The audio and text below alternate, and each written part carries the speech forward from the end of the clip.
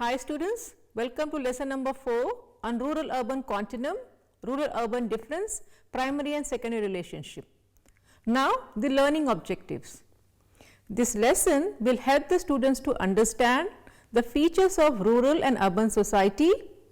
They can explain the rural urban dichotomy. They can describe the rural urban continuum approach or the polar approach to study urban phenomena, and they can discuss the relationship and explanation given by Redfield regarding the ideal type of folk societies and its characteristics, and they can understand the concept of urban rural fringe.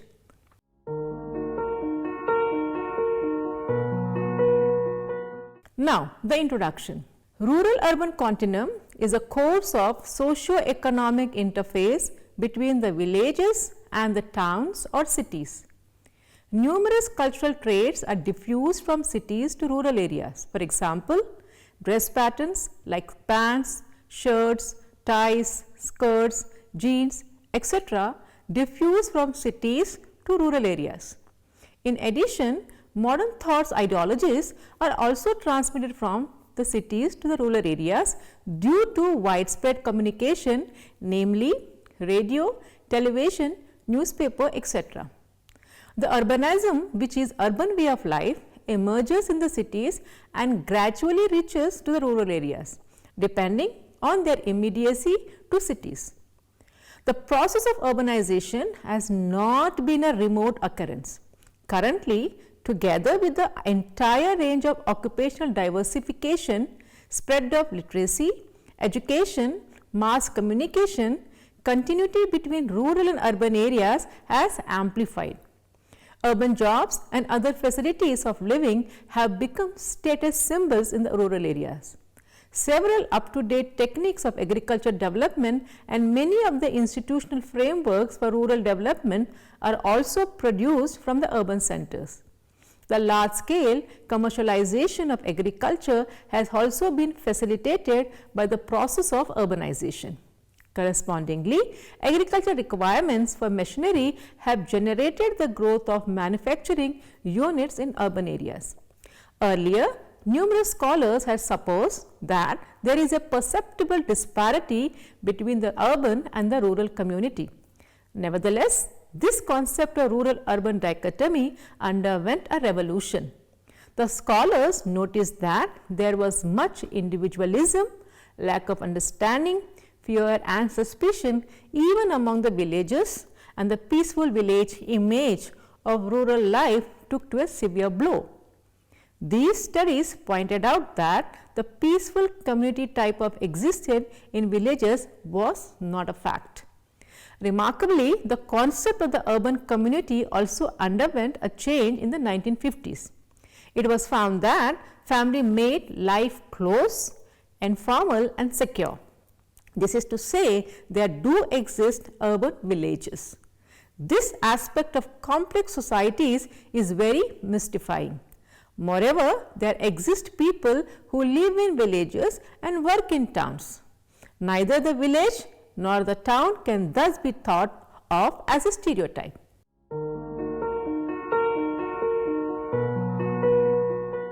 Now, we will understand what rural society is. We often use the term rural in our conversation as if it is a matter of common understanding, but the term covers a range of meanings. It is best understood when we think of rural in comparison to urban. A rural society is primarily agricultural or pastoral, that is, its inhabitants are engaged in primary activities. Although there may be some cottage industries, these are not well developed. Rural societies produce food and other raw materials for themselves as well as for urban centers which depend on them. Rural settlements are usually small with low density of population. This categorization analysis a rural area based on demography and social organization. Sometimes the criteria of occupation, ecology and culture are also used to define a rural area. Many countries distinguish urban areas from rural areas depending upon population aggregates of 1000 and 5000 inhabitants respectively. Sometimes occupation is used as the criterion to classify rural and urban areas. Agriculture and cattle rearing are activities of rural areas, but it is not simple to use only occupation as the basis. Many try to define rural based on values and culture. However, such categorization, which is silent on the physical space, is often difficult to apply. Based on ecology, people who are a part of field activities are said to be rural, and those participating in center activities are referred to as urban. Here, the field tasks include producing food, raw materials, etc., which needs a high person land ratio.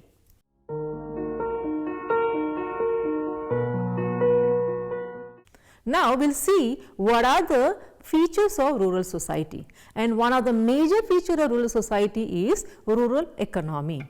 Agriculture is the main source of livelihood for people in rural areas.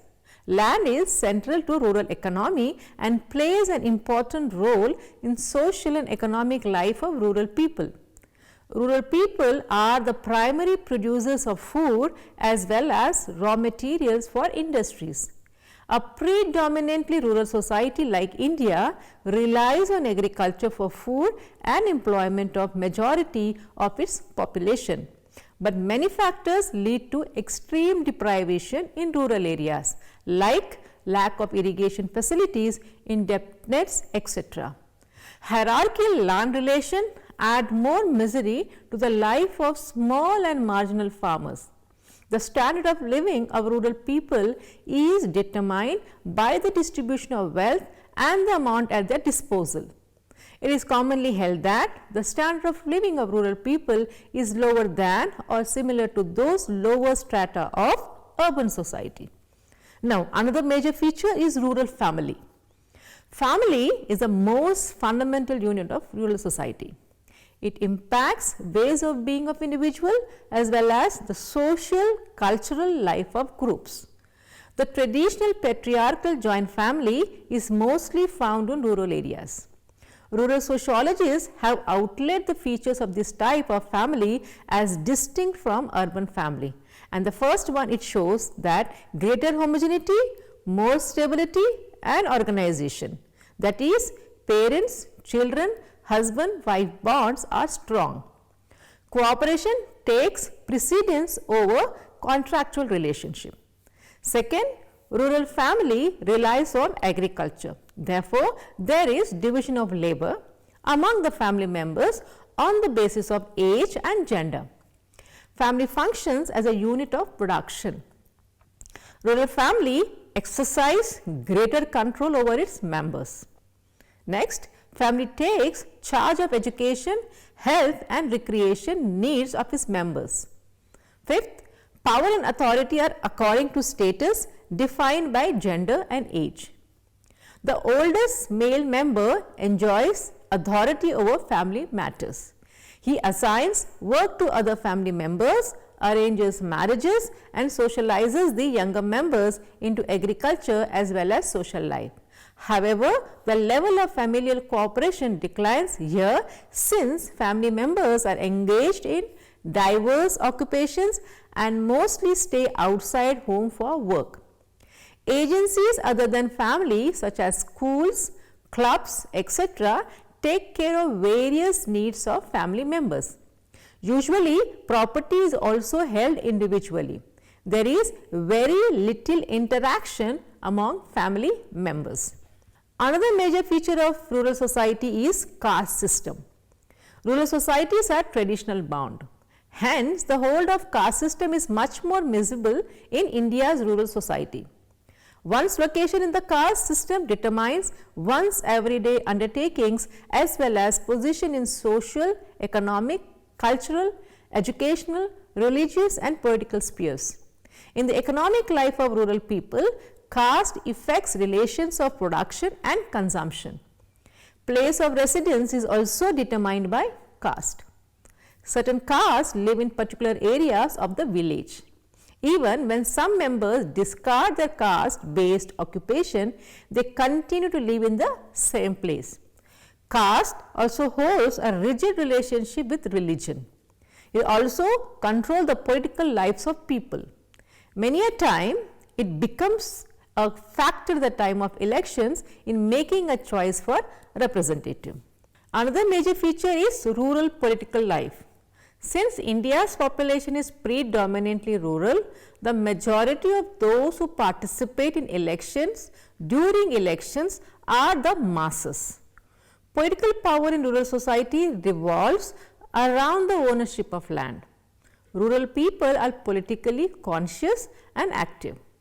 The Panchayat Raj institution and reservation for women in grassroots democracy has brought awareness and activism in their political life.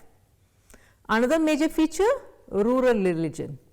Religion occupies an important place in the lives of rural people who are mostly traditional bound. Rural religion usually comprises animism, polytheism, mythology, etc. Rural religion is crude and concrete. Urban religion is abstract. Rural religion worships multiple gods and goddesses, while urban religion tries to be centered on the form of Brahma. By and large, rural religion is such because it derives its thinking from a fear of nature. Such a fear is absent from urban minds. This generalization can be subject to caution. Often, urban people have the same characteristics as described above. In fact, it is an important aspect in which the rural and urban societies are interestingly very similar. And we will discuss this in the section on rural-urban continuum. Now, another major feature is rural education. Although the spread of education is low in rural areas, it has undergone many phases. Before the coming of the British, family elders used to socialize their young into hereditary family occupations. Education comprised of training in vocations. In some places, the priestly class imparted knowledge through pathshalas. Village festivals and other celebrations rendered aesthetic education to the young. After the arrival of British, some changes took place. Religious education was replaced with secular education. However, most of the rural areas were out of the reach of formal education system. Now, education is gradually assuming an important place in the lives of rural people too.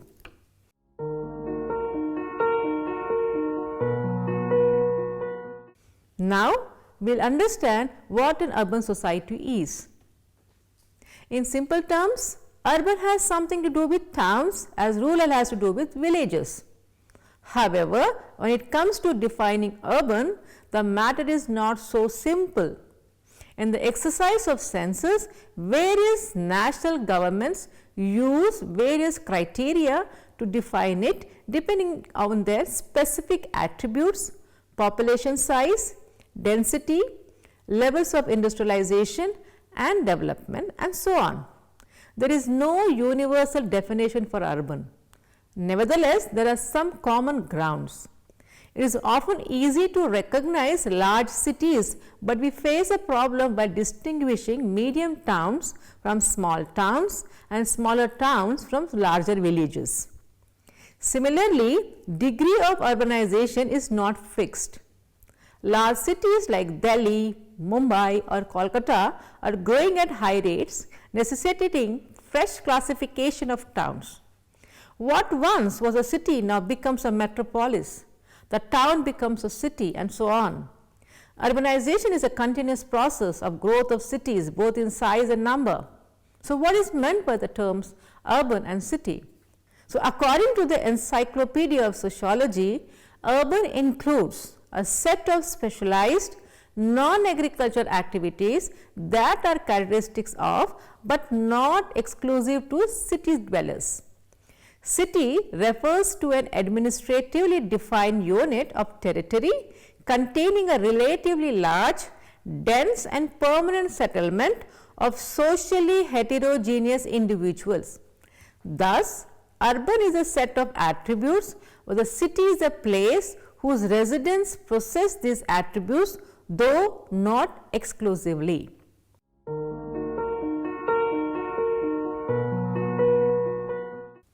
Now, what are the features of urban society?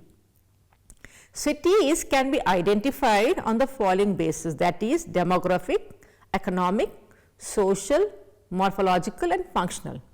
Now, you will understand what it is demographic.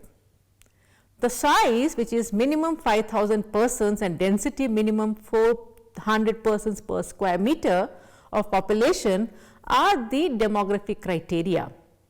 Usually, the density of population of a city varies between 500 persons to over 10,000 persons per square kilometer, whereas rural population densities range between 200 persons to 1000 persons per square kilometer.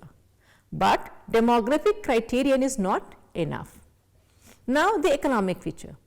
The economic basis uses the occupational criterion and gender criterion.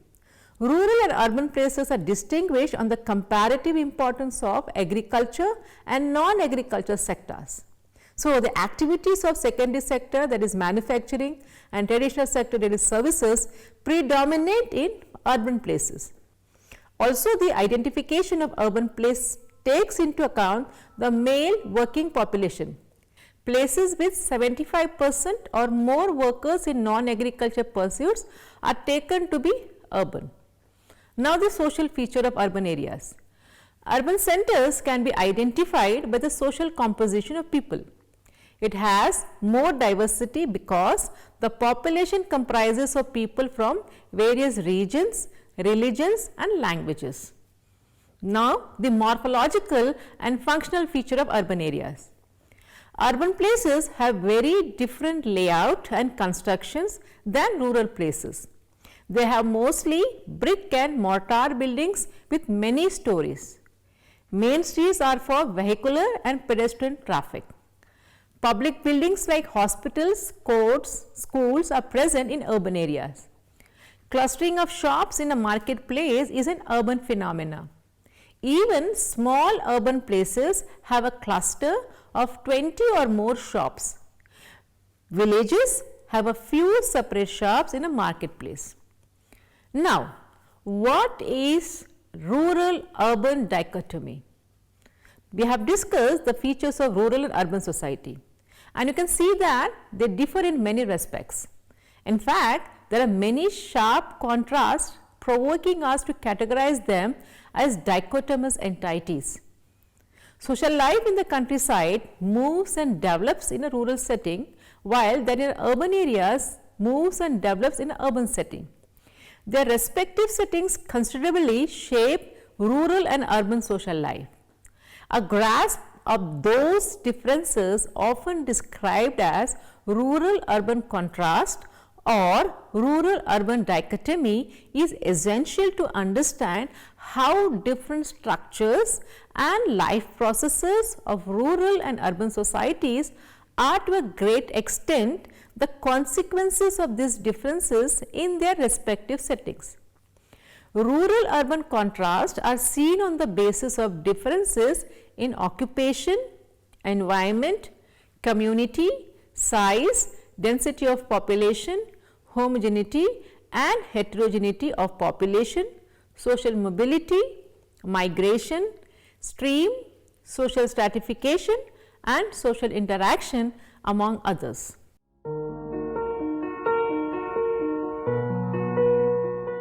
We will understand what rural-urban continuum is.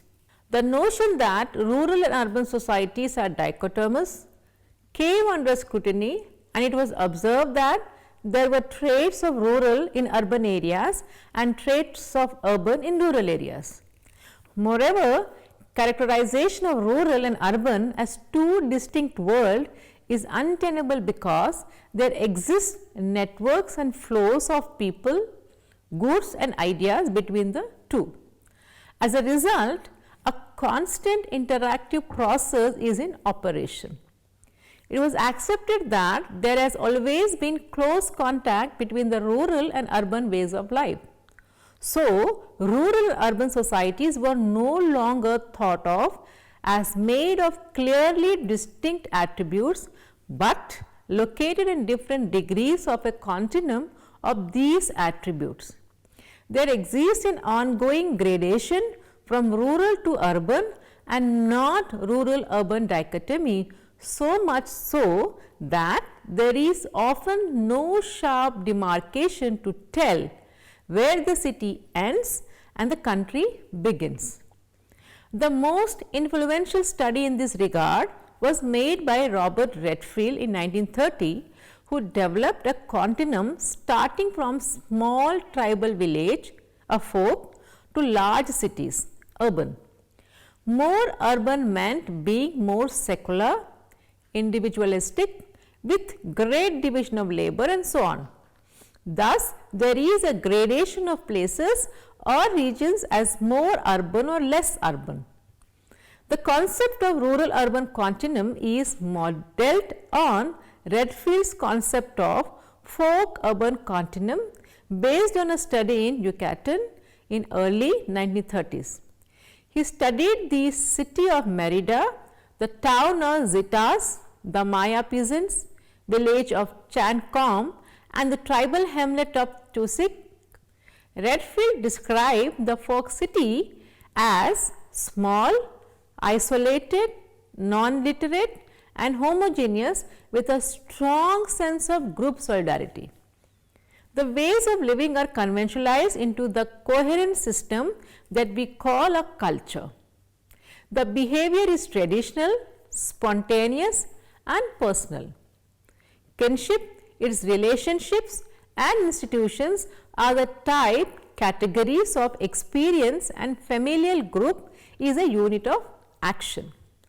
The sacred prevails over the secular and the economy is one of status rather than of market.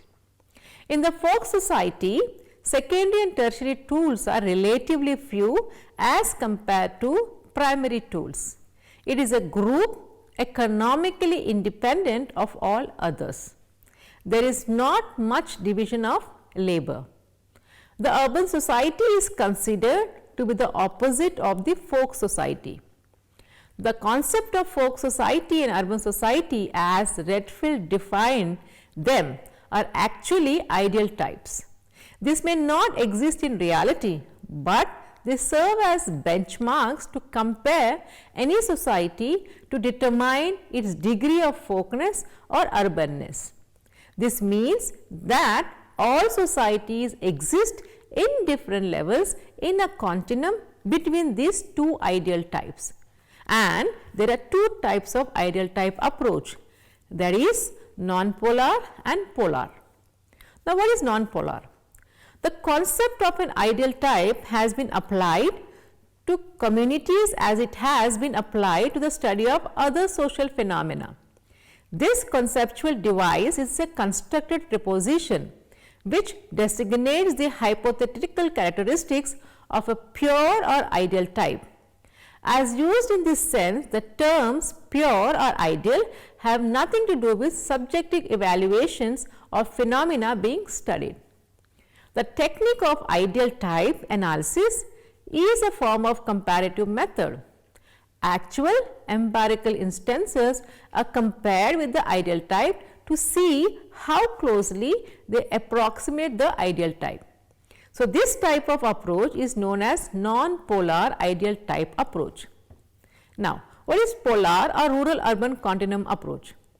This is also known as rural urban continuum analysis, which compares empirical cases with the two logical extremes. It generally assumes that there is continuum between the two polar types along which empirical cases order themselves. Continuum is an uninterrupted series of gradual changes in the magnitude of a given characteristics, forming a linear increase or decrease through a series of gradual degrees. Rural and urban communities cannot be placed in watertight compartments. There is continuity between the two. As a community moves from the folk to the urban end of the continuum, there occur shifts from cultural intimacy and organization to disorganization, collective or community orientation to individualization, and the sacred to the secular. Redfield gives the example of peasant society as a point on the folk-urban continuum that has attained higher degrees of urban attributes, but still retains much of the folk attributes. He observes peasant societies as showing folk society and state of civilization more nearly in even balance. For the peasant is that society in which the moral order that prevails among primitive society still prevails, but now in a persisting relationship with a technical order of developed tools, trade and formal political administrative institution. The peasant village is a house, a stable structure along the historic road mankind takes between the imagined polarities. In the Indian context, Redfield made an important comment, that is, in civilization where tribal people also persist as in India and parts of Latin America, one may recognize a structure of levels, that is tribal, peasant and urbanized or manorial. This structure can be recognized as making up the whole civilized society, while may describe the processes of change whereby a particular community or individual is moved from one level to the next. In India, for example, villages as well as cities exhibit social stratification on the basis of religious, ethnic or linguistic origins, jatis or varna. In fact, cities and villages are similar with respect to the size and type of family systems, joint, extended or nuclear. Social customs such as marriages, rules, etc. are the same irrespective of the size of the settlement. Even demographic attributes like the number of children per household or size of household do not vary much in city and villages. Many of the city residents are deprived of the urban amenities like piped supply of water, sewage and garbage disposal, and live much like the rural people. Huts and feeble houses that exist in slums of Indian cities and in villages are much the same. Moreover, small settlements grow in size to become cities sooner or later. Therefore, the distinction between rural and urban is meaningless or arbitrary, as settlements fall along a continuum without any distinct dividing line. The rural-urban contrast has almost disappeared in developed countries, whose population comprises of almost 80% urban people. Of the rest, 20% who live in so-called rural settlements, most do not pursue agriculture work because only a minuscule 5% of workforce is engaged in farming. The farmhouse in rural areas have modern facilities like piped water supply, electricity, telephones, internet facilities, just as one finds in an urban place. In India, development of transport and communication has brought inaccessible tribal areas in contact with rural areas and rural areas with the urban areas. Spread of education, governmental activities, intuition of market and cross mobility in these areas have started a process of change in which there is evidence of both rural and urban influence. Thus, rural-urban continuum can be said to be getting more pronounced with urbanization and social change.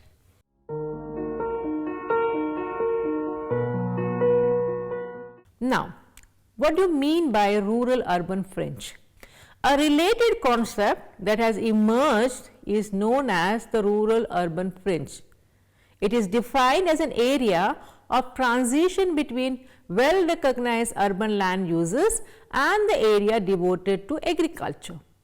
It is a result of the city expanding itself beyond its limits or build-up areas into the surrounding rural areas. It has a mixture of urban and rural land uses, agricultural land, new residential colonies, some factories, some commercial establishments and brick links, etc. It is like a marginal area. The demographic features of a fringe society are in between the rural and urban society. People pursue both farm and non-farm occupations. The fringe villages maintain their distinctness but also change in response to this process. Fringe societies lie on the folk-urban continuum with many transitional features of peasant urban society and at the same time exhibit certain unique features. Fringe societies grow in India due to the influence of metropolitan areas on surrounding rural areas, unlike the USA, where it is an outcome of deconcentration of cities. M.S. Rao studied Shempur village on the rural urban fringe of Delhi to explore the features peculiar to a fringe society. First, with regard to caste structure and occupational mobility, he found that where some had given up their caste occupation, some still continued their caste occupation without any change. Second, competition based, urban, market oriented economy affected the cooperative social relations in the village. Still, peasant values were valued over urban values. Third, nuclear families increased in number. However, joint family was still appreciated. Thus, fringe society serves as a tool to study urbanization process in such villages. Fringe society represents that structural level in the continuum which is halfway between the peasant and urban society, exhibiting the characteristics of peasant society in a more intensified manner, with some new types coming in.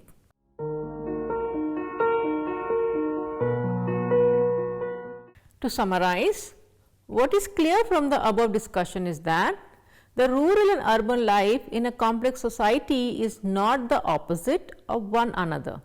In fact, it could no longer be assumed that the environment determined any one type of association.